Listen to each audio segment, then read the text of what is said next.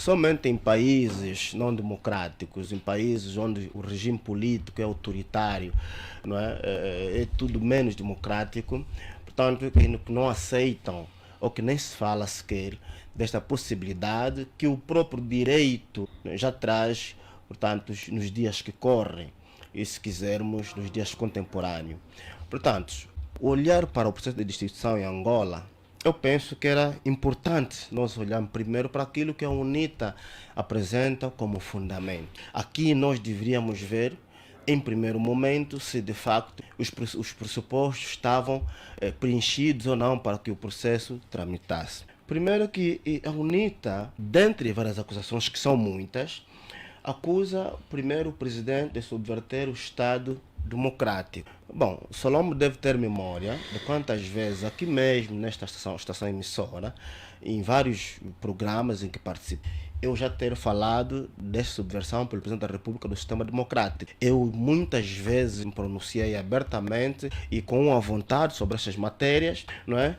Portanto, aqui estou a querer dizer que a UNITA tem razão de elencar este elemento como um dos fundamentos para a sua proposta de destituição e acusação do Presidente da República. Depois a UNITA fala ainda da captura do Estado por uma oligarquia que é contida, mantida e sustentada, acima de tudo, controlada pelo Presidente da República.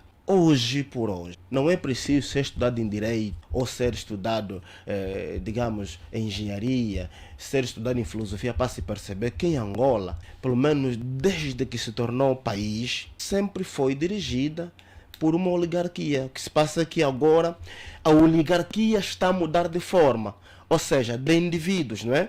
Porque até o consulado do José Eduardo dos Santos, o próprio João Lourenço era membro de uma oligarquia formada pelo próprio Eduardo dos Santos. Hoje, com a assunção do poder pelo João Lourenço, portanto, e por uma questão de manutenção do poder, olhando para os seus interesses pessoais, é claro está que está-se a criar ou criou-se um novo grupo para assumir, mais uma vez, a oligarquia. Daí o surgimento das empresas, o Matapalo, Carrinhos e tudo mais, que assumem grandes negócios do país e com isto enriquecendo milhares de pessoas, mas pertencente a um grupo pequeno, sabe?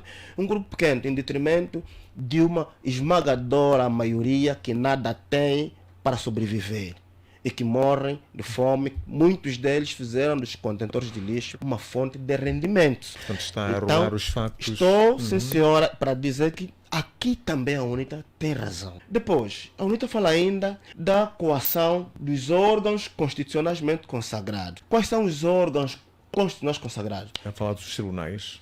Estou a falar da Assembleia Nacional primeiro, que é um poder também soberano, que é um órgão de soberania, não é? Estou a falar depois do poder judicial. Eu nem vou entrar no mérito para falar da PGR e tudo, porque infelizmente em Angola é legal que o presidente interfira na PGR através daquele estatuto que orienta que a PGR recebe instruções direto do Presidente da República. Nem vou entrar por aí, porque até nós mudarmos isso ainda é legal. Então, mas vou falar exatamente desses dois órgãos que citei. E isto não é mentira para ninguém, Solombe, e se eu estiver a mentir que alguém me desminta, que o Presidente da República interfere na Assembleia Nacional. E como exemplo, eu posso citar o caso que ocorreu em 2020, quando da tomada de posse do Dr. Manico, a presidente da Comissão Nacional Eleitoral, e a margem, portanto, de um conflito judicial, porque quem tinha ganho o concurso era o juiz Agostinho Santos, que interpôs um processo do qual não mereceu resposta nem do Tribunal Constitucional nem do Tribunal Supremo até agora, mas ainda assim a Assembleia Nacional estava, portanto, a preparar a posse e havia uma discussão dos deputados lá dentro com a UNITA a defender, digamos, a não conferição de posse, não atribuição de posse pela Assembleia Nacional do Dr. Manico, mas no mesmo instante o presidente estava numa atividade e foi entrevistado. Naquele momento ele baixou uma orientação direta para a Assembleia Nacional, quando dizia a Assembleia